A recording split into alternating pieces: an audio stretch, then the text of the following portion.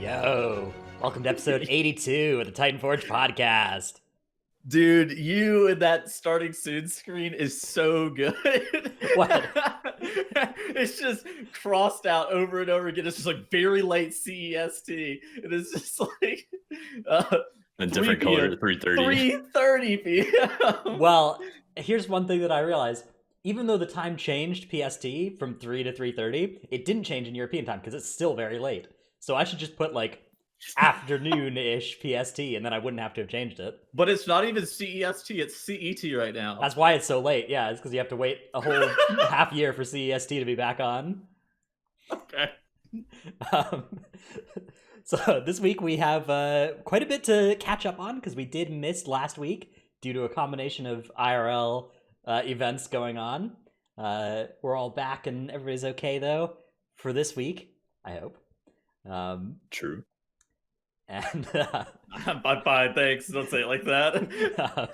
Well, because Trell, you were down in Texas where things got weird for a bit, huh? Oh, it got so rowdy down here in yonder Texas. Did you lose I power? got iced in. I didn't lose power, but I lost water for over a week. I was cosplaying as Asmongold without showering. I heard you had to steal pool water to flush your toilet.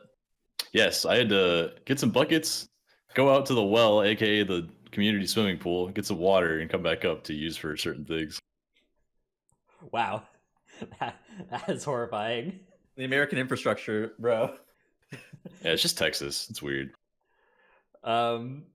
This week we are going to mainly discuss patch 9.0.5 and patch 9.1 because those are the two big things on the horizon now for WoW. 9.0.5 we know to be in about the next month at some point, and 9.1 we don't actually know when that's going to happen. But I think I've noticed a lot of people in my stream chat in particular kind of conflating and confusing the two. So I feel like it'll be useful for everybody to kind of know what's happening in each of them and when they might be. My guess for 9.1 is, I don't know, June sometime. That's what I would think. Seems like it. July. I think anything later than June would be really, really weird. I think that because June by itself is already a pretty long first patch. Normally the first patch is like 5 months or so. So June by itself would already be pretty long. If it's like July, I would be fairly surprised.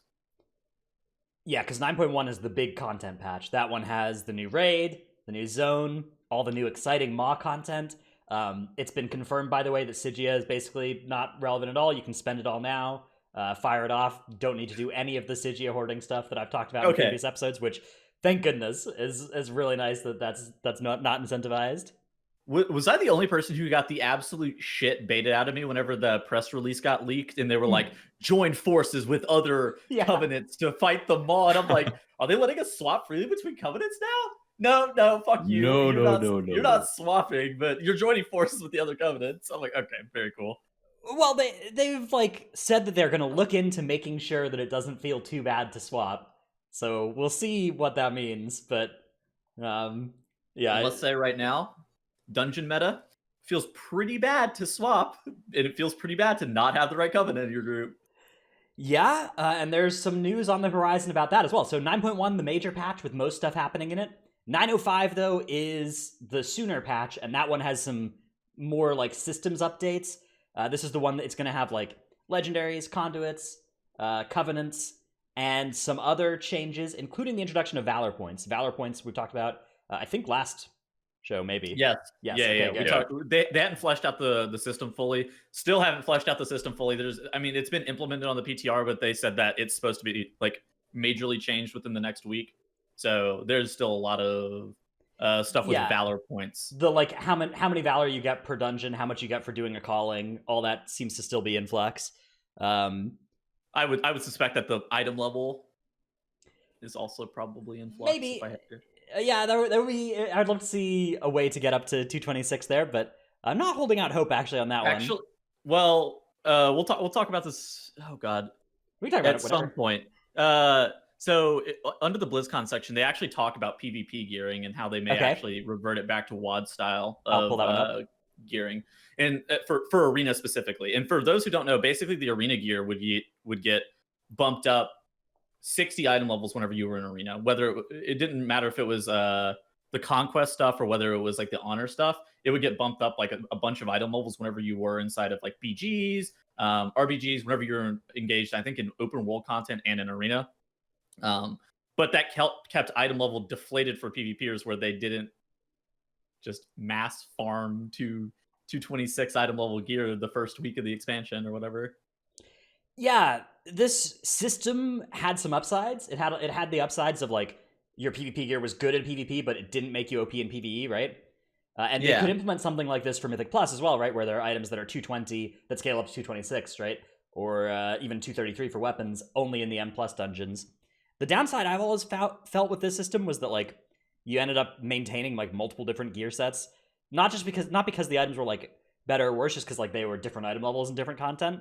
I always thought that was a little awkward, but honestly, I wouldn't necessarily be opposed to re-implementing this because I feel like that downside might just be much smaller than the downsides of the other ways you could do it. Dude, I used to complain about that shit too. Yeah. You know what? I just don't care anymore. Get me the fuck out of what we have right now. Just take me back. Honestly, they were right. I was wrong. For the record, they're considering it, right? That like when the devs say they're considering something, that doesn't really mean that much.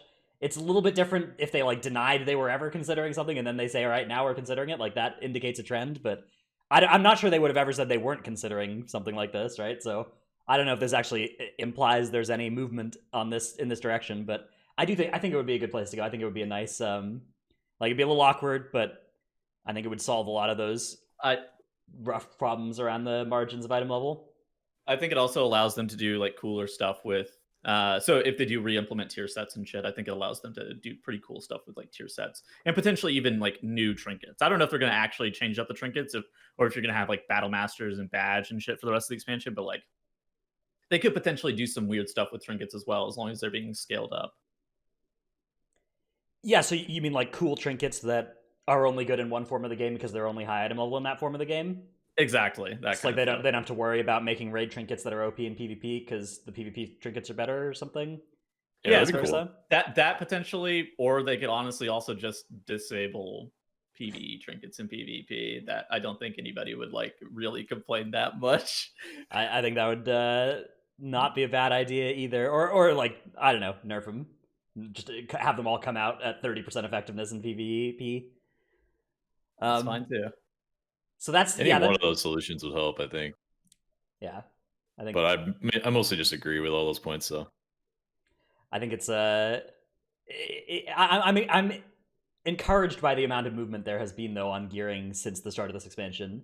There was the increase in raid gear as well that we just saw, up to like 4 pieces per boss from 3. Yeah, that was good. That's good. Actually, it feels remarkably better at 4 than 3. Although I think part of that is also just people are able to trade almost everything now, so almost every item is getting traded around if people need it. So maybe that's like not actually that the system changing. So let's talk about some of the system changes that are in 905 though that aren't the Valor Point stuff. First one we have is actually a Covenant dungeon thing, which we kind of alluded to a little bit at the intro here. The Venthyr dungeons. So Tattles, why don't you walk us through what's happening with the Venthyr dungeons in 905? So basically the Stoneborns are getting nerfed, and like partially changed. So overall they're going to do less damage is what it seems like. But in conjunction with that, they're doing all of their damage over 45 seconds instead of 30 seconds. This is slightly positive for the damage reduction effect that you get. Whenever you do MC a Stoneborn, you do get 10% DR. That's going to be moved from 30 to 45 seconds as well. But the damage that the Stoneborn does is a little bit less as a whole, but it's spread over 45 seconds as well. And on top of that, then they went into Sanguine Depths. They decided that Sanguine Depths' buff sucked. I don't know who decided that, but they decided that Sanguine Depths' buff sucked, and so they buffed the shit out of it. They buffed this thing to they changed the duration from 60 seconds to 75 on the buff, and they changed the duration on the lantern from 45 seconds to 60. So to put that in context, how absurd that is, like basically you can refresh the lantern, and that's like one of the biggest tactics for a couple of the wings is just like you can refresh the lantern buff, and that shit can be OP, especially if you were going to route around these lanterns now. And it's like, and it says in the article, you can get up to 50% damage gain with that. It was not a bad buff before. I'm really surprised that they've elected to buff the Sanguine Depths Sinfall boon thing. Yeah, it was already super strong. 50% damage is is by far the biggest buff I think you can get in any of the Covenant. Yeah, to dungeon me, buffs. It seems like there's just a disconnect. This is kind of that disconnect between like the weekly 15 groups and the like coordinated high key groups. Because I think in a weekly 15 setting, the lanterns were like pretty awkward. It was pretty easy to activate them and maybe have them turn off before they finish going. There are some mobs that like don't filter into them, and if you're just pulling like one pack at a time, like maybe you're just only getting like a 15% buff, and maybe this buff felt less impactful than stuff like the gargoyle or the spear or whatever or any of the AoE stun effects that all feel so massively impactful, right? And so they want to like buff the numbers on these, but it was already, yeah, as you were saying, really, really big if you were a group that actually used it well. It's just awkward too, because like I think the reason that people don't notice how silly it is because they will fight the lantern and then they immediately fight a mob that's making them do, I don't know, 30% reduced damage or whatever, and so they don't recognize. Yeah, they don't recognize just how silly that buff really is whenever they have to fight the oppressor immediately after it. So that's why I was saying, like, I think if you start routing around this, and notably in like the Tarvald area where there are 2 lanterns, but most of them are used pretty shittily, I will say. Nobody really uses the lanterns in the Tarvald area that great. If you start routing around them, I think that like those things could be. I think that Sanguine Depths having a Venthyr wasn't mandatory before. I think it's probably mandatory now with whenever they buff that up like that. The ability to extend the buff, right, and get the extension from like 7 stacks up to 8 on the next lantern is a huge benefit, right?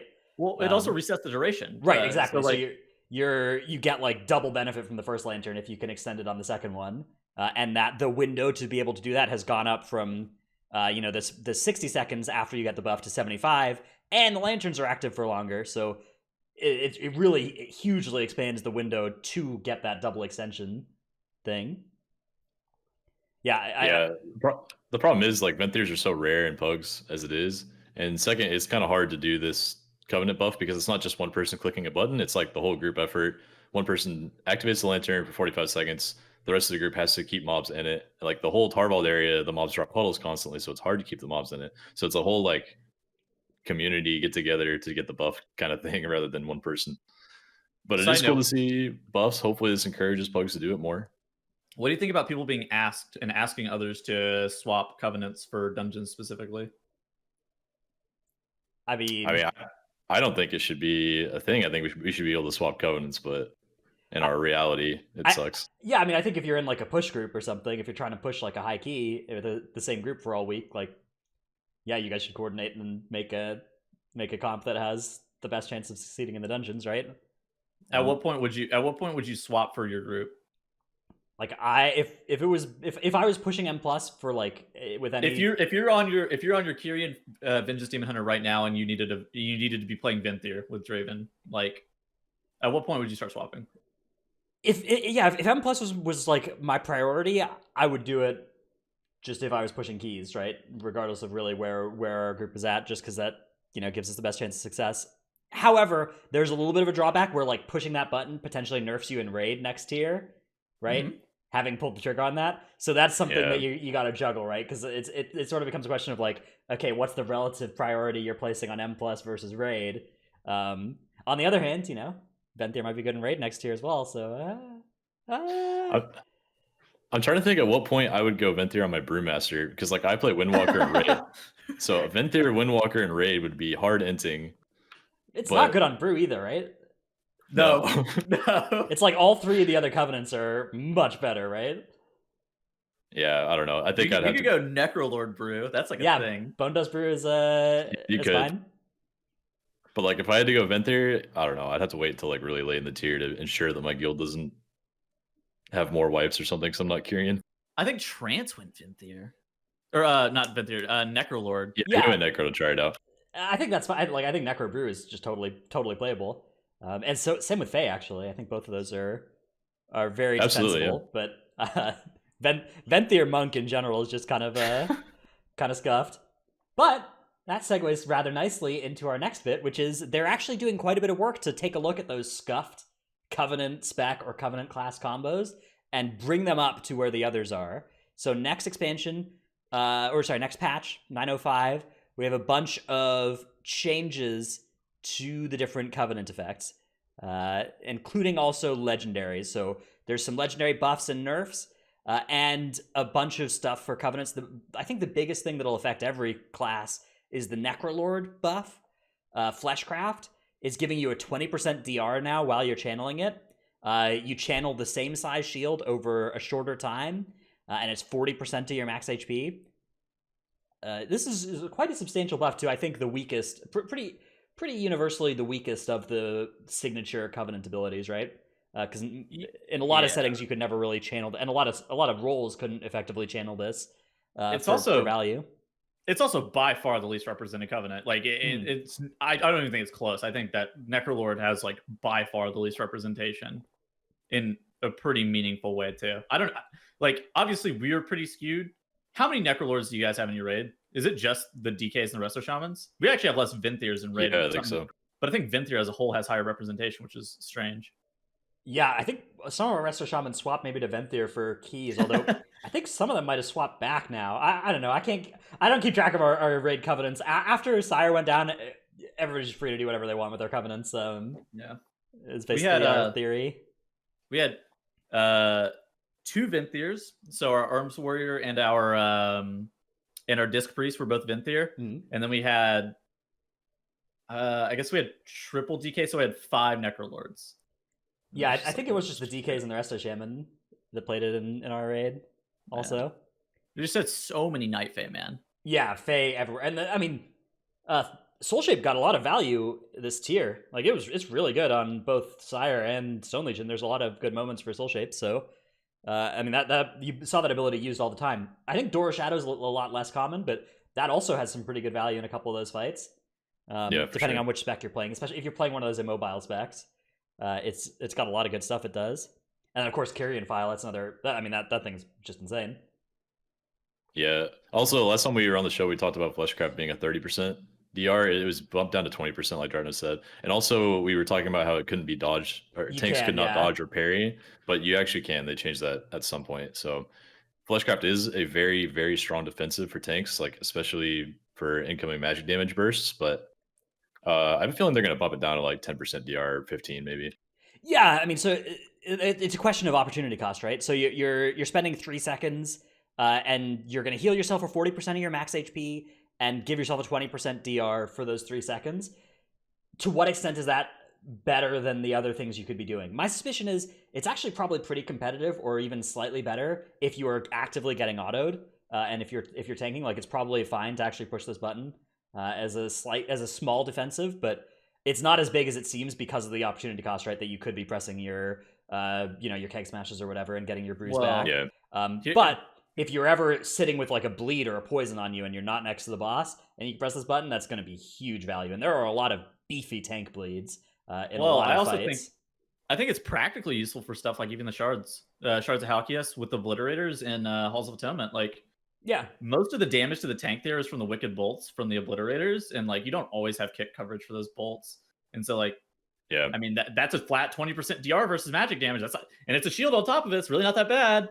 Certainly, I think it's defensible that it would it's a button you would probably press, but I think that it's best use where it's like not just like maybe slightly better than what else the other buttons you could be pressing in the same globals, but a lot better is if you do have like a dot and you're out of melee range, and then it's like insane value. Yeah, I would tend to agree.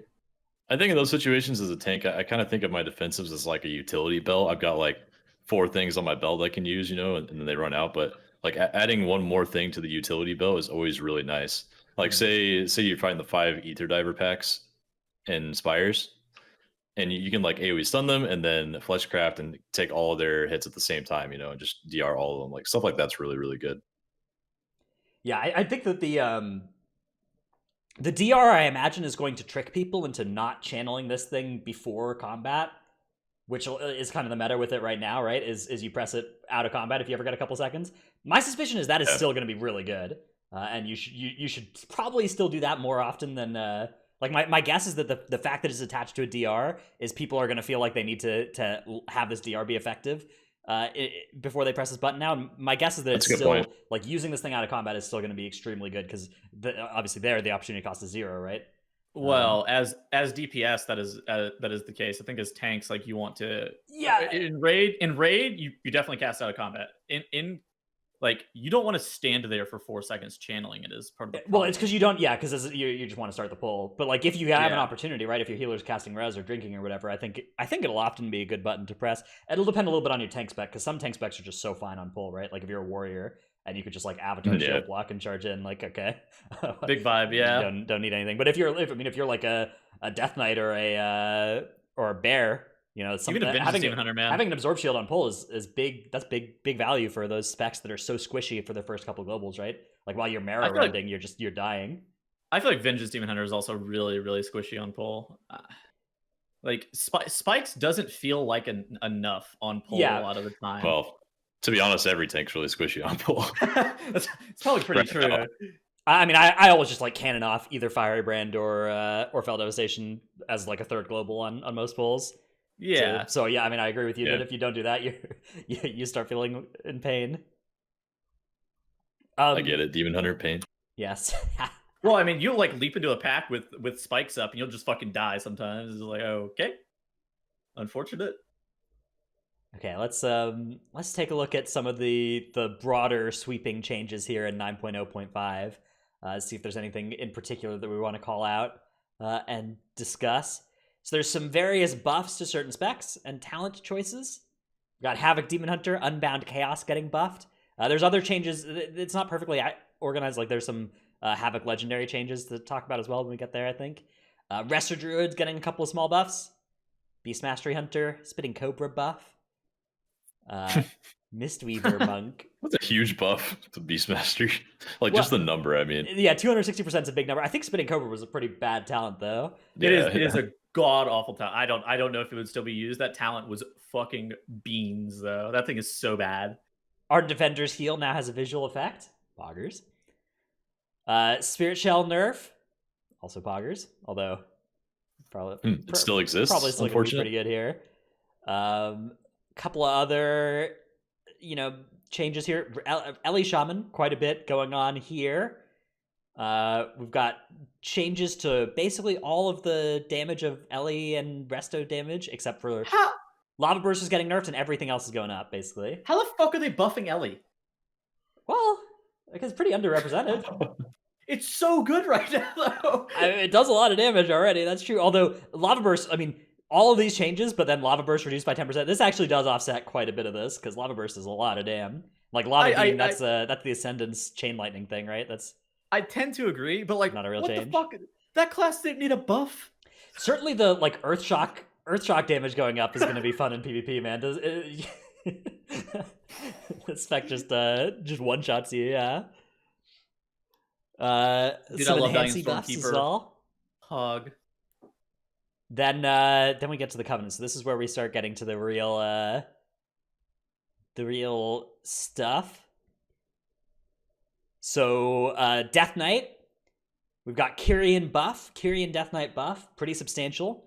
15% damage buff on Shackle, and the DR has gone up to 8 from 5%.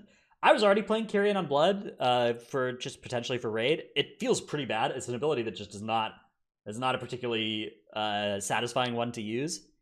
But it's starting, like, if with this buff, it starts to feel like it might be more worthwhile. And they've also buffed Blue D&D back up. Do you guys remember early in beta where Blue D&D was like absurdly OP and every Death Knight was playing it, and then they just nerfed it like 7 times? It was also like 100% of Blood DK's threat. Yeah. Yeah, it's doubled the speed at which it stacks up, although not the ceiling. So not that big of a change if you're playing optimally. Just a little bit less punishing if you screw it up. I really like Blue D&D, so I'm hoping it's coming back. I think it promotes good gameplay for DKs, trying to stay within your D&D as long as you can instead of kiting, because you get a lot of DR and power from just being there. Yes, Wild Spirits. Yes, except for DKs. DH, we have a 10% damage nerf for Vengeance Elysian Decree, 10% damage nerf for Vengeance Hunt, and 10% damage nerf for Sinful Brand Vengeance. So everything unchanged for Havoc, but some slight damage nerfs to whatever your Covenant is for Vengeance for your main button. And also, Fodder to the Flame has been redesigned. It's now the Demon proc. It's something like 1.5 RPPM, and it makes a demon that instantly dies when you throw glaive it, explodes, and heals you for 30% of your max HP. I imagine this is not going to be a particularly good thing. Do Vengeance need damage nerfs? They're not even. Are they the top DPS tank? They're not like that. Bear does more. They're not the top if you're building for damage, but if you're building for survivability, they're the top. Okay, that makes sense. If Dorky was talking about raid, then there is if you owl weave and raid, then you can do more damage to Vengeance, but like by default, like the normal tank builds that 99% of players would be able to do, because you can't really just moon weave and raid as the average player. You gotta have a lot of support. Brewmaster also does a large amount of single target, and like Paladin, depending on their build, can do a large amount of damage as well. But Brew does a fuck ton of single target. That's true. But Vengeance like does huge damage while in their turtliest build is the thing. Yes. Whereas other builds, like if you're playing like Blood Decay and you're like, I picked all the defensive talents and I do 2 DPS. I'm just surprised that they're nerfing Sinful Brand. All right, Elysian Decree. I get it, dude. Elysian Decree is dumb as hell. Sinful Brand nerf is kind of weird to me. Like a Sinful Brand. Yeah, I understand that one. Yeah, I don't have too much of a problem with these nerfs, but I also wouldn't have a problem with them not being here. I do think Elysian Decree a very reasonable place for the nerfs to go. That needed to be nerfed. I don't think anybody's arguing that ability just being one button doing whatever stupid amount of damage. They've also nerfed some Vengeance conduits. Repeat Decree and Fell Defender have gotten nerfed. Not the end of the world. Vengeance. Everybody. So since I play Vengeance, everybody asks like if the spec is dead. These are not spec killing nerfs. Do not be afraid. Oh no, definitely not. This is like 1/8 of the way towards the spec being in line or something. Especially in raid, dude. In raid, like they have a class buff. Yeah, like you're basically picking your tanks between Vengeance Brewmaster and Vengeance Brewmaster and Prot Warrior, and you're just taking the highest DPS out of the those three, whether it be like Windwalker, Havoc, or like Arms Fury, and you're taking that and then putting the tanks on the other two. Like, so yeah, that's what the high end, good. The higher end guilds are doing. I do think for the lower end guilds, that's a little bit less of the way that they do it, but it is really powerful. For the rest of the guilds out there, they just take 2 tanks as long as they can find 2 tanks. Yeah, definitely. That's true. Druid. We have buff to Necrolord, which already was a pretty good Covenant ability for Bear. Also, a sleeper one, I think. But buff for the all Covenants. Endless Thirst buff as well, the Venthyr Conduit. Hunter, we've got Necrolord buff. We got Venthyr buff. Mage, we've got Kyrian buff.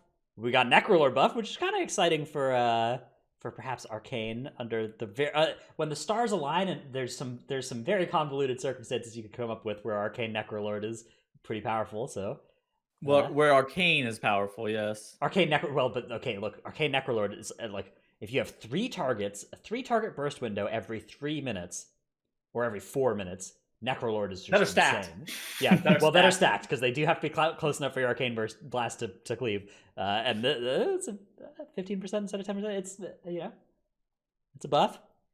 And Mirrors of Torment, it now gives you stack of clear casting when a mirror is consumed, which is good because it used to just give like 2 mana. And Fire Blast is getting more CDR from Venthyr. So my suspicion is this doesn't change too much for Mage. My suspicion is Fae is going to continue to be the best by far for all real-world purposes except for Frost. Monk, Venthyr buffs for the Tiger and Ox adepts, not the Crane ones, of course. Didn't want to make those sweepers too strong. Well, yeah, so the way it works is you get adepts from all 3 schools, but you get more from your spec school. Okay. So yeah, there's a bigger buff for Windwalker and Brewmaster than for Mist. That's so bad. Paladin. Oh, you get some. Can I interest you in some holy power in these trying times for pressing your Vanquisher's Hammer button? Also, Kyrian, slight change in the ring clarity functionality. Fey Guardians. Okay, this one was one that caught me by a little bit by surprise. Fey Guardians for Priest. This is the Night Fey ability. 15% damage reduction now, up from 10 on Guardian Fairy. 150% faster recovery rate to a major cooldown was 100% on Benevolent Fairy. And Wrathful Fairy will now automatically be sent to the closest enemy, so you don't have to do a harmful button. Dude, that shit's already OP for Priest. Like, what? As usual, some changes are like, did they just throw darts at a board with a blindfold on? Well, my suspicion is that like very few people outside of the like Turbo Min Maxi players were playing Fey Priest. Like even the Turbo Min Maxi players are mostly playing like Venthyr, right? Yeah. But under the right circumstances, Fey Priest is really strong, and it has been uptaking in playability in play rates recently. This is a huge change. Like, I mean, the amount of benefit that they can grant to a Fire Mage or whatever, 150% faster cooldown recovery, up from 100 that's huge. For dude, public in chat, the people's theory crafter deciding who in fact is worthy of cooldown recovery and power infusion, talking about Blizzard is literally trolling me now.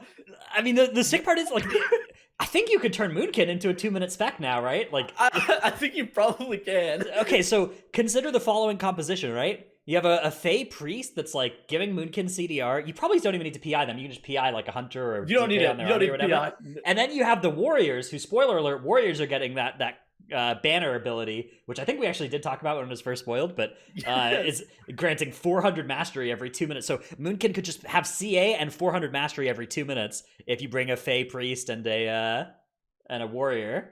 You know what's just absurd to me? So many Shadow Priests swapped to Night Fae for Denathries too, because of the cooldown timings that they were already getting from their Guardians, and then it's just like that's why you're just like, oh, are they throwing darts at a dartboard?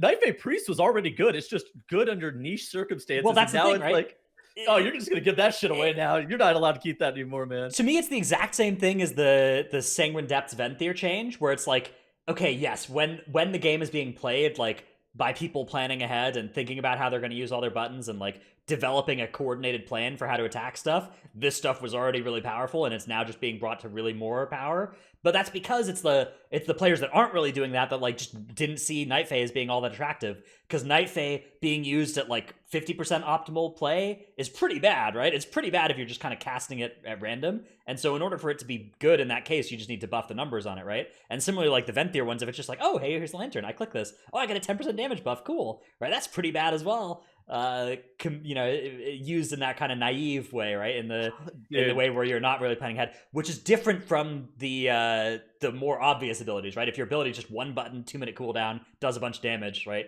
That's a lot easier and a lot more. It scales as the same between the people that are coordinated and the people that aren't. We kind of joked about this. Was it last show? Or was it 2 shows ago? When we were talking about PI. Holy shit! They have to stop. Blizzard literally has got to stop with this like group utility garbage. Everybody just supports each other. Raid buffs are bad. This shit is the worst because it's not that it's unfun, but I feel like I noticed that it creates major animosity between players because the people who have the ability believe that they're entitled and deserve it, and the people who want the ability for some reason also believe that they're entitled and deserve it. You're like, what the fuck is happening? I mean, people have good arguments on all sides, right? The Shadow Priests are like, man, why can't I, use this button to make my gameplay more fun, like I do out in the open world, right? Like, why can't I have this fun button that gives me a bunch of haste, right?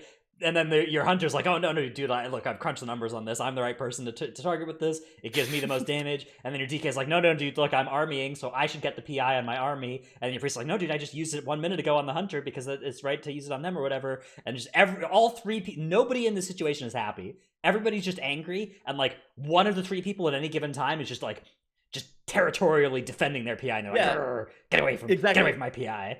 I mean, I've never cared because I'm not a spec that cares about it. But like, dude, if I was a spec that cared about it, it'd be fucking annoying. Like having other people get it too. It's like, and you don't have to be somebody that like there's this archetype of players that are just like, oh yeah, let's nobody else deal damage to the ads, right? Let me parse, right?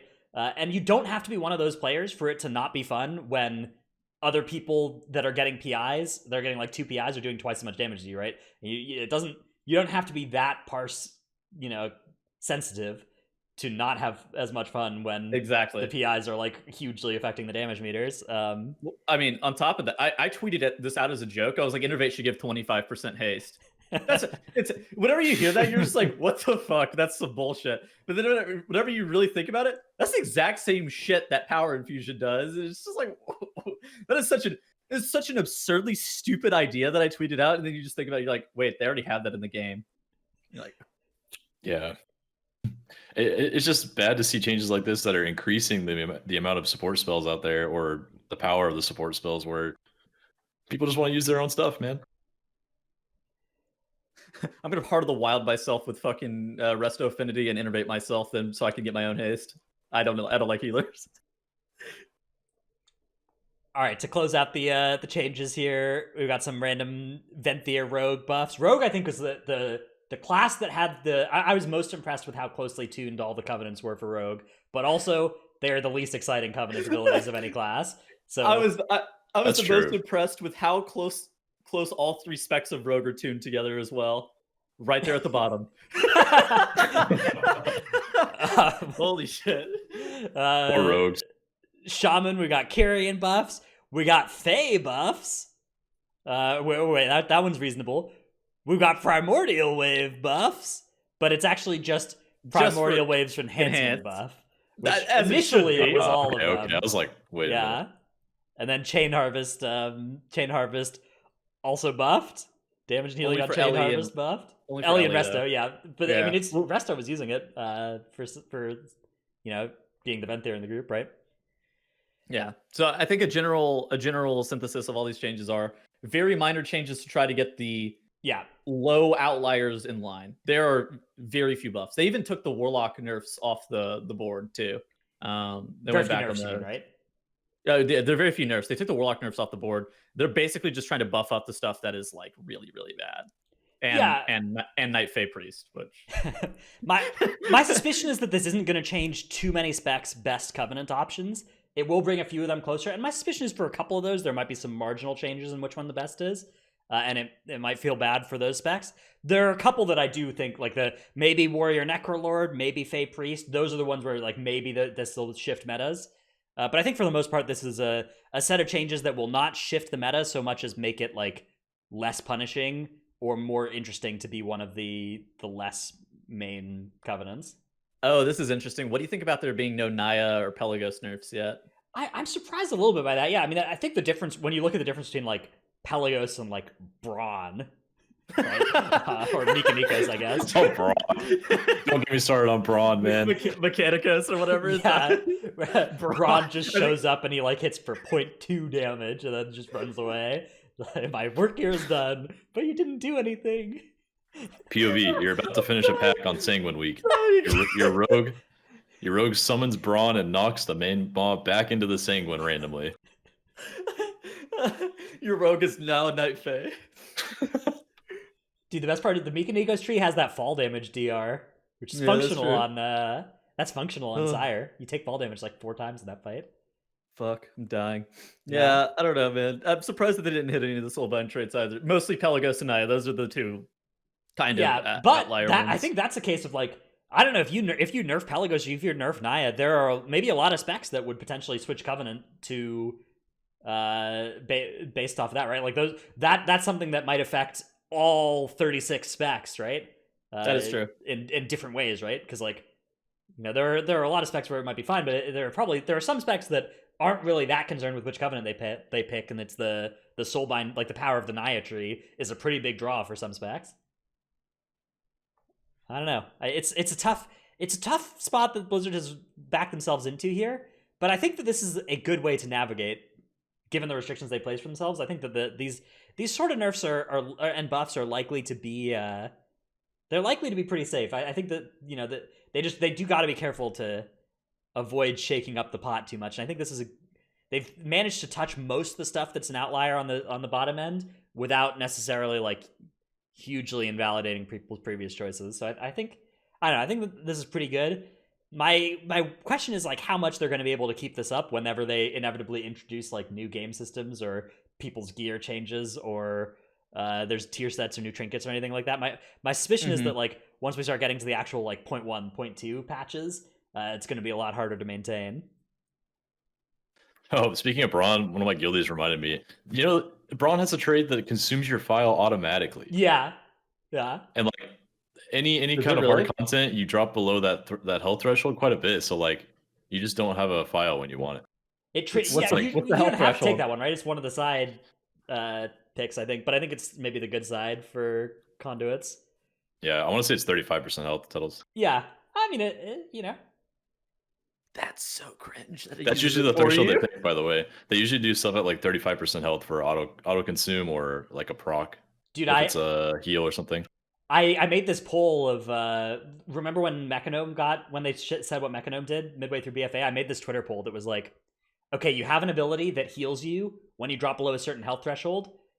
What health threshold would you set this at? And I put like 10%, 20%, 35, and 50. And it was actually evenly split between 35 and 20 what people thought was the most powerful of those. Dude, I would use it at 50 every single time. Like straight up, I want it to get used on CD. Yes. My thought process, something like that. So the higher the health threshold, the more often it's going to get used, but the less likely it'll be available for some potentially lethal sequence of blows on you.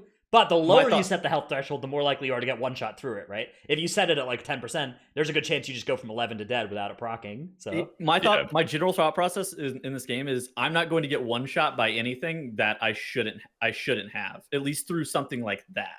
So you just want the HPS? I would exactly. I prefer the HPS. I like the well-honed instincts proccing at 40% because it's bullshit, and 40% happens basically on CD, and you're able to just heal yourself to full. I do think it's one of the actually had things, yeah. Brewmaster had a trait in Legion where you spawned a heal orb. Like every time you hit 35% health, like you cross downward through 35%. So you could use that heal orb to get above 35% and then spawn another one as soon as you dropped again. So it was like really, really fun gameplay. Kind of broken, but it was awesome. That's why I like that threshold. Yeah, I think 35 is a pretty balanced pick there. A pretty, it's not a bad number. It accomplishes most of what everybody wants out of that kind of effect. Let's move on though. We'll talk a little bit about 9.1, but first, let's do tip of the week. My tip of the week is if you are in Castle Nathria and you would like to use the Sludge Fist skip, but you would also like to kill some side bosses, make sure you use the Sludge Fist skip by talking to General Draven after you kill Shriekwing. Do it the first thing you do after you kill Shriekwing, because as soon as you activate the RP by doing the Huntsman trash and Draven moves up to start moving through that side of Castle Nathria, you can no longer use the skip. So if you wanted to say kill Shriekwing, Huntsman, Hungering Destroyer, Zymox for whatever reason, and then you wanted to go Sludge Fist in the last two, you can't do that unless you spawn Sludge Fist as the first thing you do after Shriekwing. So do that. That's that. I mean, on top of that too, I heard that there's bugs with the skip right now, at least for European realms. I don't know what the deal is with it. I haven't heard anything about that. All I've heard, we did it last night and we didn't have problems with it. I've heard of 2 separate guilds getting stuck where Stone Legion generals and Sire Denathers won't spawn, but their skip is activated. Okay, that's scary. That's very scary. Trell, what is your tip of the week? So I was actually going to talk about the lanterns and Sanguine Depths, but Tettles said my tip word for word already on accident, which is fine. Oh, did I? So unbelievable plagiarism here. But I do have a tip for those that have little time, but they want to maximize their raid power for their raid groups on Tuesday. So if you're working all day and you got to get home an hour before your raid on Tuesday, you can actually save your 1000 anima quest from the previous week and just not turn it in. Get home, turn it in as soon as you get there to get your free renown, and then go do one calling for a guaranteed renown. I think it's guaranteed with the calling. It's not. It's not I think the world boss is either guaranteed or very high chance.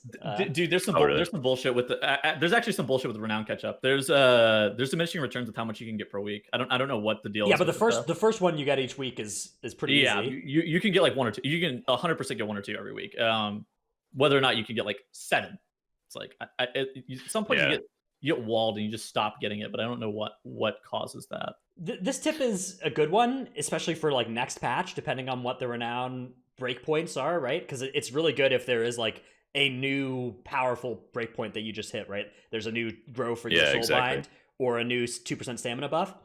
we actually just hit that in the last 2% stamina buff of this patch this week. So it's not going to be something that'll help you out the remainder of this patch, but it is absolutely that thought process of like saving up so that you can sprint to a level on a Tuesday is definitely going to be valuable depending on how they move that renown system going forward. So I think absolutely, saving up those quests can be a really good play. Yeah, I swear I saw like the renown in the calling reward, like before I even did the calling, but either that or the world boss is almost guaranteed to get you like 3 renown levels right off the bat with doing souls, turning in the quest instantly, and then going and killing the world boss.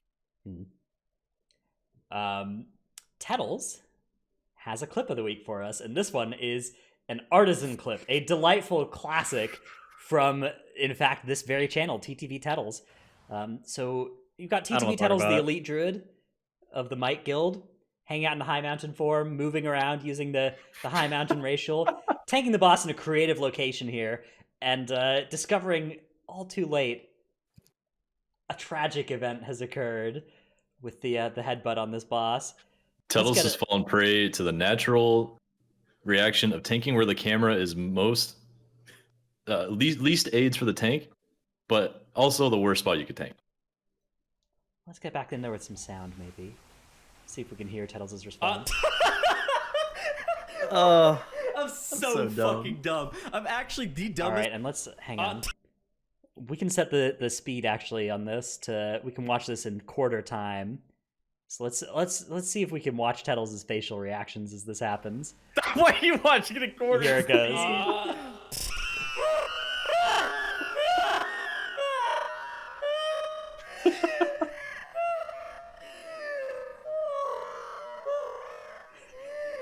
I'm so fucking dumb. Oh, dude, you know what the sad thing is?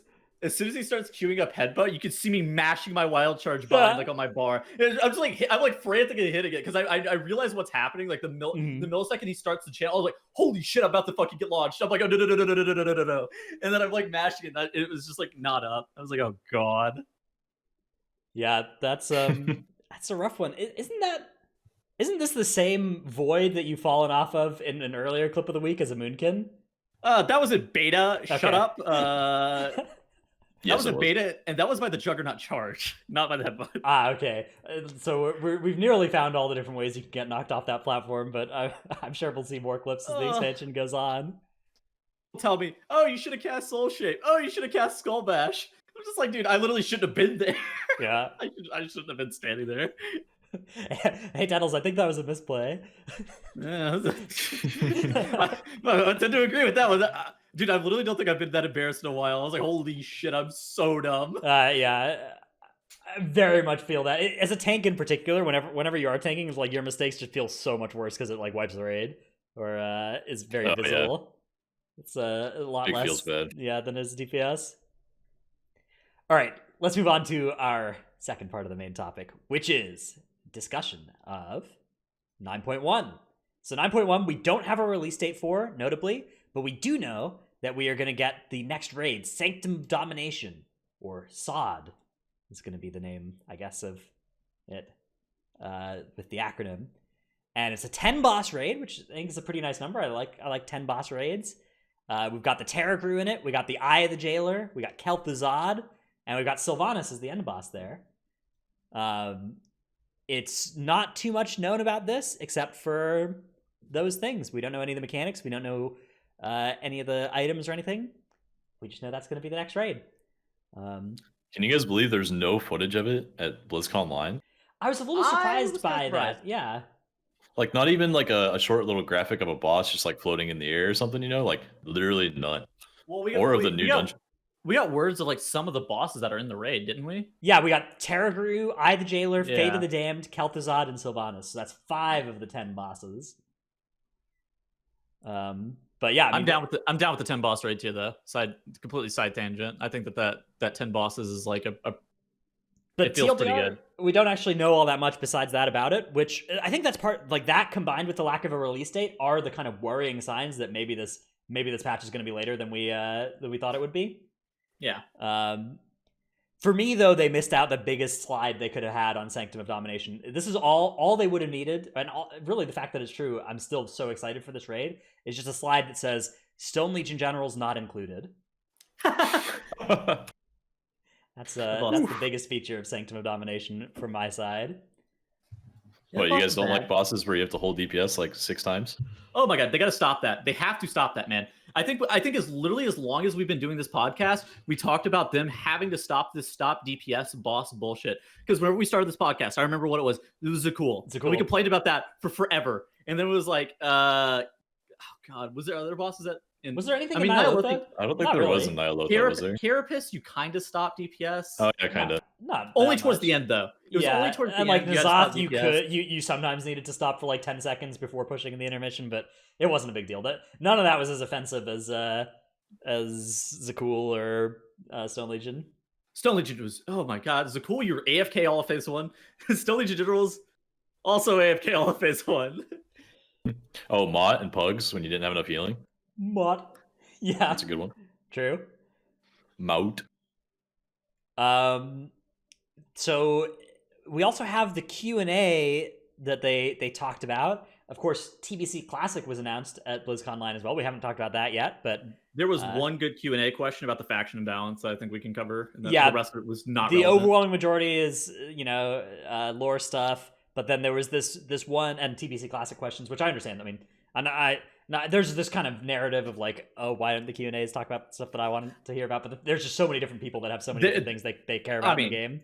There was a lot of bad Q&A questions. I would argue that like a bunch of the questions about like transmog and like all that stuff, I feel like I don't know, man. Transmog people care about the game too. I think they should just maybe separate the Q&As a little bit. Maybe have like a lore Q&A or whatever, a cosmetics Q&A. And a systems Q&A, yeah, that's what they should do. I agree with that. But those questions are there every year. I mean, it's just it's just how it is, by right? this point. Do you plan to address the faction imbalance soon, though? And the TLDR of this is something we talk about a lot, especially at the high end of the Mythic Plus and raid scene, which is good because that is where it is at its worst. Very bad, very bad. Has been a growing issue, absolutely true. Even next tier there will be fewer alliance guilds than there were this tier, which is the fewest there have ever been in like the top 100. In fact, we could take a look at the Hall of Fame right now. If I can go. Is Alliance Hall of Fame even going to fill up this tier? So it didn't fill up in Crucible, but that was like a half tier. Every other tier it has for Alliance. Here's the Horde Hall of Fame. You can see 100 slots filled up. 22 days ago was the 100 spot filling up. Yep. Let's take a look at the Alliance Hall of Fame here. 61 guilds so far. That's not that bad. So it will fill probably in the next couple weeks. It always accelerates, right? Both factions, there's a lot more, like it accelerates. 1 to 50 takes a lot longer than 51 to 100 in the Hall of Fame, always. But when the Hall of Fame closed for Horde, there were 15 Alliance guilds on here, right? So it was 100 for Horde before there were 15 for Alliance. Which is very bad. And it's worse than it's ever been, yeah. Yeah, that's really rough. And notably, Alliance has Exorcist has swapped over to them, but a lot of other guilds have swapped to Horde from Alliance since either after Nyalotha or even there have been some this expansion. So, yeah, the question is, do they plan to address this anytime soon? And their answer is, yeah, it's a growing issue, which I think is a good identification. Originally, it was a couple racial issues in previous expansions, but right now the racials are balanced and arguably the Alliance are more powerful. Yes? I would agree, yeah. But the issue is the social dynamics, and we'll need a social solution. So this one worries me a little bit because, like, yes, the issue is that there's like inertia because the whole raid scene is Horde, makes it really hard to be Alliance and a Raider. No. It makes it hard to be Alliance for literally any aspect of the game because the whole entire Horde, like, raid scene is Horde. But the whole will need a social solution. I don't know, man. There's a lot of this feels like a way that they could justify not taking action, right? It's just like, oh, problems with the player base, so the player base can fix it or whatever. Well, but it is a top priority for us, so hopefully they are all actually thinking of, doing something on their end, because if they take no action, it will just continue to get worse. I mean, dude, obviously there was also the meme during BlizzCon whenever Ian was asked about PI, he goes, it's a community problem. Like, right, which I think THD had a tweet about it that was like, okay, well, the Master Looter problems were a community problem as well, but they had no problem, doing a systems change to address those. Yeah, just I don't know. I don't think it's a real answer. Like if it's going to be a community fix, it's never going to happen because all alliance guilds will just eventually go horde, right? It's just headed that direction already. Yeah, and they could fix it by like making the alliance racials more OP, but they've correctly identified here, and it's true, the alliance ones are mostly better. Like if we could start again and all be on the same faction, and we were just picking which faction based on the racials, I'm pretty sure we'd pick alliance. We're never going to like. Here's the thing: even if they opened up like free faction transfers to alliance, basically, unless all of the raid scene was like, damn, let's go alliance. Nobody's going fucking alliance, man. Like like you're still just gonna sit on horde. Like even if it's free, like you want to play with your friends. And I mean, there's an ever increasing social dynamic of playing with players that aren't in your guild now too. Whether it's people that you meet through LFG, whether or not it's friends that you have in different guilds, whether or not it's your M+ push group, whether or not it's people that you, I don't know, used to be on the same server with forever ago, but then you faction transferred off. I mean, people want to play with people outside of their guild right now, and it's like even more so than ever before.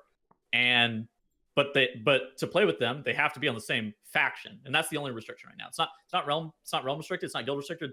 It's only faction restricted, and that's the only restriction currently.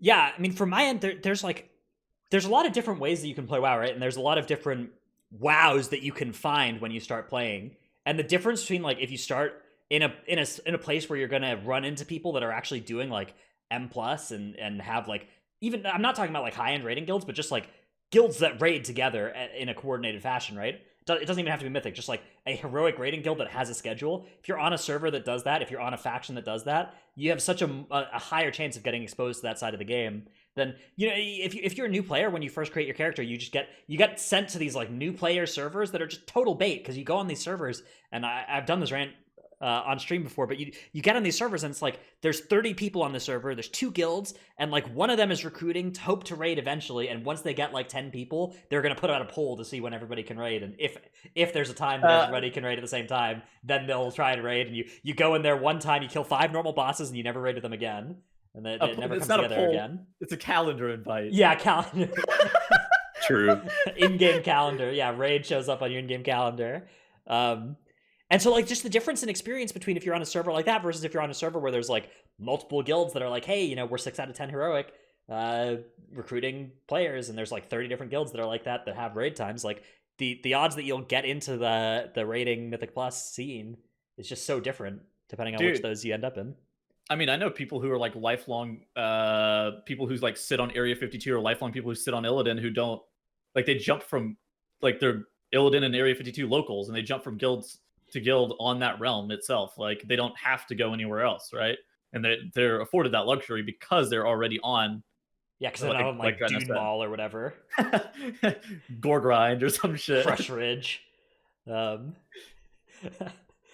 yeah, I don't know. It's I think that it's definitely like, it's something that from my end, that's such a strong part of the game that is such a shame that so many people just never get to see it. Other than that, yeah, mostly other stuff in the Q&A is not particularly relevant for this, so let's move on to some of the other interviews. Have had some interesting stuff that I think some tidbits that are revealing about their philosophy. One is their interview with Warcraft Radio, which there's a question here about class stacking and encounter design, when they asked if Morgan Day was surprised that some guilds used 4 unholy DKs, and the response was, "We always try to design our encounters so that certain classes have different strengths and weaknesses can really shine. We want to have that opportunity to feel like a hero on this fight or on the next fight. And when we're talking about people who are working at the top end, they'll find any little thing they can do to optimize the best they can." So when we see things like that, we're like, yeah, they're strong on this fight by a little bit, so of course we're going to see more of them. And we always try towards the back end of the raids to make sure that we're testing enough of those elements that you might try to stack early, but then maybe you're going to hit a road bump in the fight where you have to take a step back and look at what your composition is again and switch it around, and eventually turns into a much more balanced composition. I don't see how this happens in a world of anti-magic zone. I'm not sure. I'm not sure how different specs get the opportunity to feel like a hero when the question is any magic damage and the answer is anti-magic zone. But I'm not sure. Well, they get to feel like the hero because they're brought based on their class buffs too, right? I mean, that is the function of class buffs. I mean, okay, so as Does much that as I make you shit feel on like a class buffs, hero, and I think right? I don't know. Does it make you feel You're like a in the hero raid. to like increase everybody's magic damage by 5%? I feel like the stuff that makes you feel like a hero is like, okay, like I have Shadow Step and Cloak to soak this or whatever, right? And so like Yeah. the rogue gets to feel like a hero on a fight where there's immune soaks that you can cloak, right? Because I think you did, like if you were a rogue in Tomb of Sargeras, right? You did feel a bit like a hero the way that you were contributing on fights like Fallen Avatar and like Kill Jaden with the ability to soak stuff, or a rogue on Zool, you felt like a hero blasting huge damage into the boss, right? Like that's a niche fight. But I think that if you're just a class buff spec, like are you actually feeling like a hero when you're brought just for every fight because you increase everybody's number by a percent that's enough to make it so that you're always the right choice to bring? I don't know, man. I like obviously you do get brought and it feels good to get brought, but I don't know if you feel like a hero as a result of that. Maybe. I don't know. I think it's for just me, a different experience across the board. Like at the top end, it mostly boils down to like who does the most damage while being able to do the mechanics in any given way possible. But like I think in the middle range of raiders doing heroic progression, it probably looks pretty cool for like a rogue to cast Cloak of Shadows and clear a bunch of traps on Artificer, for example. You know, Yeah. whereas at the highest end, someone would be like, oh well, you just have DK cycle, AMS, and IBF, and they can do the same thing. But I It think is, that to stuff their like credit, it's clearing on Zymox, like all the specs that can do that, I do think it feels good to be any of those specs. Like I think that is a hero moment. I think for me, like the only thing that's important is that am I in on the boss or not? Like that's the most important metric for me. True. Like- yeah, so because you're kind of detached from the whole hero. I am very, I don't think that's really yeah. aimed at you then. I would agree. That It's feeling. I don't care about stacking as long as like there is a way to complete the boss without running some absolutely asinine comp. If 4 DKs is mandatory, then I'm mad. But like if it's like one, or if it's like Artificer where it's 2 DKs heavily encouraged, you can get away with like warriors and rogues and shit to be able to clear traps as well. All right, I can kind of be okay with Yeah, this. my problem is when the best, when you're not really starting with a blank slate because of the strength of anti-magic zone and all the class buffs, right? You're not like looking at your 20 slots and like, oh cool, what cool stuff can we bring? It's like, okay, we've got our 20 slots. Well, we need warrior, monk, DH, priest, and we also need some DKs, and we gotta bring a paladin for a Diva Aura slot somewhere in there. So we've got all these classes we've got to fit into this comp somehow. And you're just you're like sitting on the bench there, and you're like an enhancement job, and you're like, okay, now they're gonna fill with the range specs that they want to stack in the range slots. And by the time they eventually, instead of there being like 20 slots that you can compete for, there's like 0 to 1 flex slots left at the end. Okay. Once all the stuff gets divvied up. You know what's funny? Yeah. Okay, so we try to do the thing where we like field at least like what is an affordable comp for the boss. Like we prioritize like the lower bound first, and then we try to fill in like what we think is going to be like our guild's best. And like we were running like a Shadow Priest on Stone Legion Generals because like our Shadow Priest, nuts gamer, absolutely just insane player. He was in on Sardonathras. No, not many Shadow Priests kill Sardonathras, like mythic, like super top 100 level kind of shit. That guy was in on like 10 pulls of Stone Legion Generals, and it was like the worst. It was so fucking bad. Yeah. And it's just like, oh no, you can't. I'm so sorry. You are one of our best players. This is not happening though, man. I'm sorry. Yeah, I mean, do you run that shit too, Dryness? Oh, like, yes. holy shit, our Shadow comp is Priest- bad. absolutely unplayable on that fight for sure. Yeah, I don't know. It's tough. We had some similar stuff with like rogues on the bench where it's just like, I don't know how we're gonna bring you in, man. I can't do the math to figure it out. There's no way that the 20 slots get divided in such a way that there's like a spot.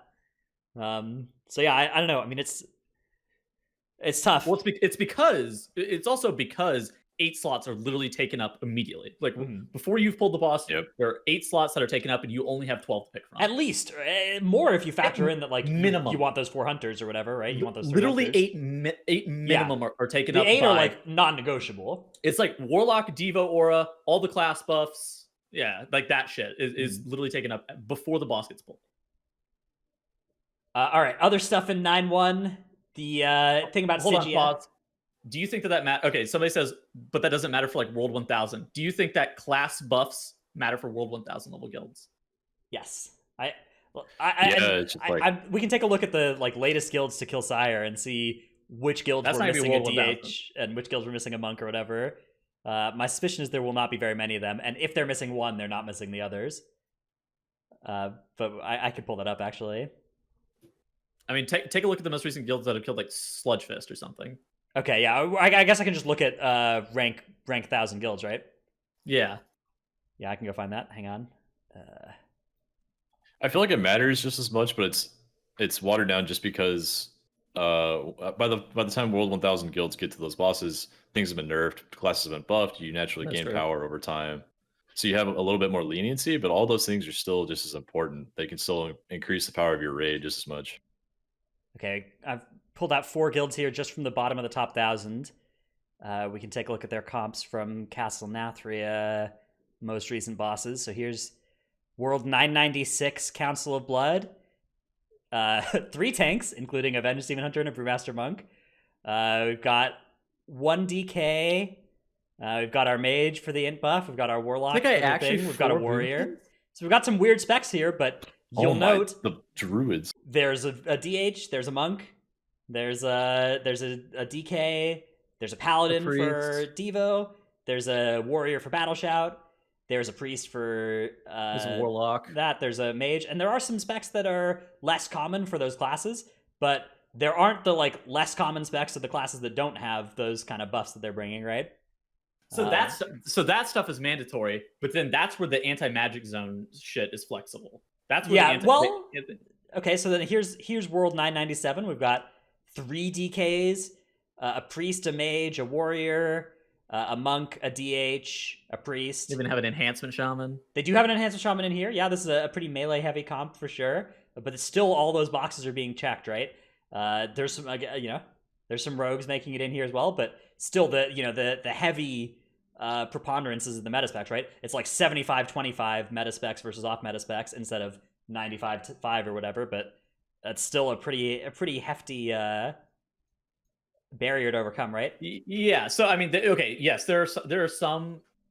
I think the class buffs are absolutely mandatory, and then you have strat specific stuff, which definitely comes more flexible over time. Okay, here's like a bugged log that is like multiple instances of the same person, so that's that one's just bugged, I guess. Okay, then here's the next one. Our tanks are DH, Prot Warrior. So every single guild here, even these bottom of the top 1000 ones, have all had the Vengeance Demon Hunters. And this guild is running in here. That guild's running the most meta ass comp I've ever seen. I mean, this is still by far the most. And again, you see 1 Resto Druid, right? But what are the other healers? 2 Resto Shaman and a Disc Priest, right? Yeah, that's a good comp. You see 1 Subtlety Rogue. What are the other DPS, though? The Ret's a little off meta as well, but then Windwalker, Havoc's also a little off meta, I guess, but 2 Unholies, right? So like there are more slots for the off meta stuff, but the meta stuff still shows up, and there's still the lion's share of those slots. 10 or 15 of those slots are taken up by 5 specs or whatever, and then as the remaining 20, 30 specs in the game, you're fighting over just a few remaining slots. So that's rough. I do believe that the problem extends further down. It's just like, it's a case of like, you can't, there is an enhancement shaman in one of those guilds, but it's like, okay, there's 1 and there were 5 Unholies or 10 Unholies or whatever. Dude, I actually gotta say, this is a tangent, but speaking of problems being passed down to like World 1000 guilds and all that, I pugged a Mythic Plus the other day, and Automatic Jack actually happened to be there. We both plugged into the same group. Wow. It was a 20 Theater of Pain, and the group wanted to invis pot all the prides. I mean, 20 is pretty high though for like pugs, right? 20 Grievous, honestly, that was like a cutting edge key for them. Yeah, but it's like, do we have to deal with this in a pug, man? Like, this is really hard to coordinate. That's actually a pretty hard thing to pull off. Yeah, I mean, I my suspicion is that won't bleed down much lower than plus 20s, but it might. Yeah, it was just funny. I was like, I can't believe this is happening. I think the no voice groups, that strategy is literally just like straight off the table. No question about doing that once you're not in voice with people. Well, so it was the first time they were trying it, right? And if you see it on stream, it looks easy. It's like watching an MDI poll where everything just dies in 10 seconds. You're like, oh, well, we can do that. And then you try it and you're like, wait, there's actually like 15 things going on. I always think spotting? it's super easy. You just slam it. And Bizpot strategy actually has a lot of things that can go wrong. Like if your tank is not a demon hunter, they could take damage or something and break the Bizpot, aka stagger. Stagger isn't breaking this pot anymore. That they bug fixed that. Really? Yep. Trance told me. I reported that so many times last expansion. I'm mad. He's so sad. Uh, But yeah, dude, we've had people walk through fucking Sanguine and shit. It breaks out the Bizpot, and then you have the Pride starting at 4 stacks, and then you're like, yeah, it's so bad. this Dude, is, it's this so is where we bad. wipe. Yeah. It definitely is a thing where it's like if you fuck it up, your Pride starts at 4 stacks, and you're like almost immediately wiping. All right, our final piece of news on 9.1 is, just as we mentioned at the start of the show, Stygia, basically irrelevant. You can spend all your Stygia now. You won't need it. Next, there will be a new currency next patch for whatever the Stygia equivalent stuff is, which they haven't announced that there will be sockets or whatever conduit upgrades from the mob, but there's a good chance. But it won't be Stygia. It'll be some other currency. Also, all mounts will work in the MAW in 9.1, so if you haven't done Twisting Corridors yet, you don't feel like you have to, because you just can have any mount do it in 9.1. Although that is a ways away, so if you're close, finish your Twisting Corridors, get your Corridor Creeper. Let's move on to, we've got a little bit of Q&A, but first we get to thank our Patreon supporters, patreon.com/Titanforge, who wants us to remind everybody, or let you all know, perhaps, that there's an event called Mimosas and M Plus Volume 2 happening in our Discord, in the Titanforge Podcast Discord, this Saturday at 9 a.m. Pacific. So that is February 27th. That's when we're doing the MDI. Yeah. So we will not be present at this, but patrons are setting this up, and the name is Mimosas and M Plus, so you can infer for yourself what sort of events will be occurring. It's in the Titanforge Podcast Discord, which if you're watching this on YouTube or listening to this in on podcast app, there will be a link in the description to that Discord if you want to come join, hang out. And yeah, it'll be happening there. I mean, yeah, Trell and I normally do it. I went like 2 weeks ago whenever they had it last time, but can't. Yeah, 9 a.m. Pacific. That's well within my bedtime range, so I haven't made it to one yet. But maybe if my sleep schedule either becomes much more normie or super degen, and I'm back around so that I'm still awake at that time, which it's done both of those at various times in the past. I'll be there for some of them. Are you gonna be there this weekend, Trell? Are you doing it this weekend? I'll be there. I'll be hanging out. We usually do like 15 to 18 keys depending on who we have, and if anyone's like a Patreon or just wants to hang out, like feel free to hop in, and it's a good time. Yeah, no Patreon requirements for that, although it is, of course, organized by our incredible patrons, some of whom include Paul of US Proudmore, Sports Bra, Hot Venthier GF of US Tichondrius, Riley, welcome back, dude, glad you're doing well, Gopher, Valor Points, Huge Pog, King of Skills, Zuko, Ja, Irish Ratness' Dino Pillow, Chromed, Chromed Trekkie. Dude, that's literally, I keep saying Seraphicus there because Seraphicus has been in that spot for so long, but now I'm so sad. Hole in my heart. Trekkie, the Marshare, Regulus, Nevernude, Chewy, BlizzCon Line, aka Bizarre Leading Into, Zealous Zombies, Chasing Over Nova, Lilith, Illidan, and Night Elves. A little bit of a stretch there, but he actually named major characters from most of the Blizzard games. That's impressive. I think that's an impressive acronym. I wish I was good at acronyms.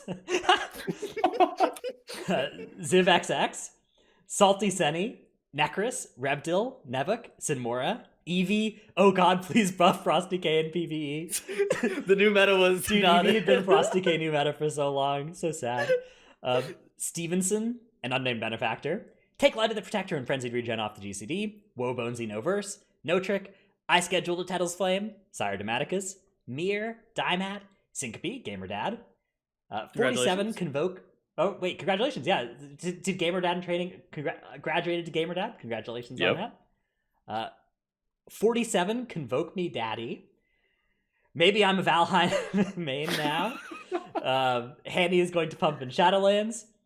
Today with Nyx, learn the secret trick to getting tank trinkets. Tanks hate her because the trick is not tanking. Flick? True. Hey Tettles, can I just be Van Heelen this week? Gallic, Brusif, Chewy, Dratnoshar's Abyss. The Tettles effect is just Murphy's Law on steroids. True. Dabrowski, M Sanity, Canyon and Moon Sonara of Emerald Dream Division 7 and Area 52 Scraw, Xena, Shadow Catra is the worst warlock on Zul'jin US, and Red Color. Thanks all for the support. Again, Tettles is the person in charge of names if yours is not on there and should be, or should be or you want to change it to something else, reach out to him. Let's move on to Q&A. First Q&A question comes from Riley in Discord, who asks, if we have some downtime, should we be swapping to all 4 covenants to get them caught up in preparation for the inevitable buffs and nerfs? This is a really interesting question because I think that there is incentive to do this, right? So on the one hand, if you swap, once you have been a covenant, swapping back to it takes 7 days. It's not just a weekly reset now, it's 7 full days between when you can start and finish the quest chain to rejoin a covenant you've already been. So the amount of time to get back to a covenant you have already been is set fixed at 7 days. If you're swapping to a covenant you've never been, it's instant, but you're at 0 renown, right? And so rather than being a flat 7 days to make that swap, it scales with how long it takes you to get all the renown you need, which my suspicion is that at 40 renown, it will take longer than 7 days to be fully caught up. So there is incentive to like swap to all 4 covenants and build up to 40 renown on all 4 of them. But A of all, that sounds awful. B of all, there's a good chance that they will speed up that 1 to 40 renown range even further as we go along in the expansion. And there's a good chance that you'll still be tagged as having been that covenant once. So my feeling is, looking at it, that I probably am not going to pull the trigger on getting all 4 covenants to renown 40 as of right now, but I still haven't made that decision 100% for sure. There is incentive to do it, but it's not a clear choice. I mean, dude, Ian has also alluded to the fact that there may be something coming down the pipe later where they completely reset and like accident forgiveness for you swapping your covenants. Yeah, right? so if they reset that, then it would be good to be renown 40 on all 4, right? If they reset that whole "you've been this covenant before" penalty. So I hope they do that every tier. Please do that. Yeah, that would create an incentive to that. I mean, that would make it clearly the right choice to level all 4 of them to renown 40, though, which missed me with that. Does not sound particularly fun. But yeah, so should you do it? I can't answer it with certainty, but it's something to think about if you're, a degenerate. Never Nude in Discord asks, this is an idea for you guys to talk about, having non-healer raid CDs, so this is Darkness, AMZ, work more like Battle Res. So you start with one use and it recharges, and it's like shared across all players of that spec. And this would prevent stacking of a certain class for the raid CD, and then maybe it also has a 20-second ICD or something, so you can't just save up 3 and stack them all at once from just one DK or DH in your raid. I mean, here's my thought process on that: is like, if it's good, then it's going to be so good that it's mandatory, or it's just going to be like. Well, so the thing is though that it would be like 1 DK brings as much value as 4 DKs, right? Instead of 4 DKs being better than 1 DK, right? Yeah. I don't really like. I feel like the battle res timer is like already a pretty awkward fix, and I don't like propagating that further. And I also don't like when the first copy of a certain spec is extremely valuable relative to the second copy, because I feel like it just makes this weird thing where it's like, you're looking for exactly 1 monk on your roster or whatever. You're looking for exactly 1 DH. And I don't want to extend that further. I would rather walk in the opposite direction of that, where like the second DH is okay, like maybe it's less valuable, but it's diminishing returns rather than returns that fall off a cliff. But I do think some way of addressing AMZ, and maybe to a lesser extent Darkness, would be good. I don't know. I feel like AMZ just needs a nerf. Needs a 75% nerf, man. Just hit that thing from orbit with the. I don't know about 75% nerf, but it just seems to. I mean, Rally is also just fucking absurd. Rally is like 33% health. Rally is 2 minutes. Yeah. Rally is 33% health on like a 2-minute CD whenever you're running the endurance conduit. That is an absurdly broken ability as well. Good. It's just that Warrior doesn't do good damage, so it's like, AMZ's in the line of sight. It's like, Rally is really stupid. Like, Limit brought 2 Warriors though for Sire, and they talked about how maybe they would change the DPS Warrior into like a Windwalker, a second Windwalker. But I think that there's a strong argument that actually that Rally was key. So yeah, I don't know. I mean, it's tough, a tough problem to solve. There's definitely downsides with the current system, but also downsides with this fix. I do think it's a creative way to think about it, though. something that may be worth exploring. And our final Q&A question is from Cardinark, who asks, or not our final Q&A question, there's just been another one added in, but our penultimate Q&A question as of right now, unless Tettles pays some more in, is from Cardinark, who asks, how is Trell feeling? Is the recovery going well? Oh, I'm okay. Aside from the ice storm last week, I'm actually not doing too bad. I just have some nasty scars at this point. Isn't it good as well? Because aren't you supposed to put like ice on inflamed areas? So isn't it nature delivering to you the ice that you need for recovery? Yeah, no water and the likely chance of no power was definitely what I wanted right now after surgery. That's what they say. Stressful circumstances are good for your health. That's all the science I've seen. Very indicative. All right, final question comes from the Sean Gill, who asks, is there a particular tank you wish was meta in M+? Blood DK for me, I think, is the one that I've had the most fun on. Blood DK obviously has been meta before, but I love Blood DK. It's so fun. Brewmaster. When a Brewmaster's been good, it's always been really fun as well. That's true. Legion Brew. This is a weird take, but I actually really like Vengeance Demon meta. I think that's fair as well. I liked Legion Vengeance really a lot as well. I feel like that was really fun.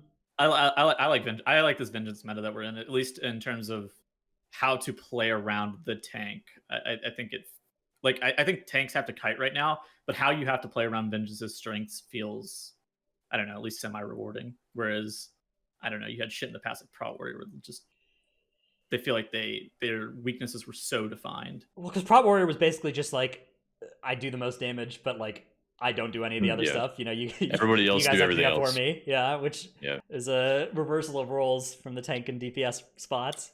I'd rather okay. So as a ranged DPS or a balanced player, I would rather support the tank as opposed to have to fucking do the tank's jobs for it. Yeah, which was the Prot Warrior vibe for sure. I don't know. I think it's I'm less concerned with which tank is the best, and I'm more concerned that like all tanks are able to have a good time. I agree with that. Same. But yeah, I think if I had to pick a tank spec to be on top, I think Vengeance, Brew, Blood would all be among my picks. Yeah, tanks with good control, basically, and we like tanks with good control. Honestly, things. Anything except for Warrior, man. Paladin, Bear, cool too. Heck, Warriors though. Paladin and Bear actually do have their own like strengths that are pretty cool. Like Bear is pretty one-dimensional from time to time, but like at least they do a lot of cool things. Yeah, same with Paladin. I think Bear is in a pretty good spot right now, where like at least when you're doing a key with a bear, you're kind of aware of the strengths of what the bear can do, right? And like you can see when they're like incarn thrashing and like immune to damage, and you're like, wow, the bear is doing something cool here. Whereas there are a lot of tanks that you can play with right now where you're never aware of the cool things that they're doing. You're just aware of like, here's one way that is horrible that this spec is not a Vengeance Demon Hunter, right? And like we have to fix this. So any tank meta where every spec you're feeling its strengths rather than just weaknesses is one that I'm about. All right, that about does it for our show this week. We will return next week at our time of 3:30 Pacific on Wednesday is the current plan. We'll let you know on Twitter and stuff if plans change, as they sometimes do. We are this weekend, of course, MDI, Tettles and myself on the Warcraft YouTube, and the Mimosas and M Plus thing in Titanforge Podcast Discord on Saturday, 9 a.m. Pacific. Those are the next events to be looking forward to on our end. That's the end of our show, though. Bye, everybody. Bye.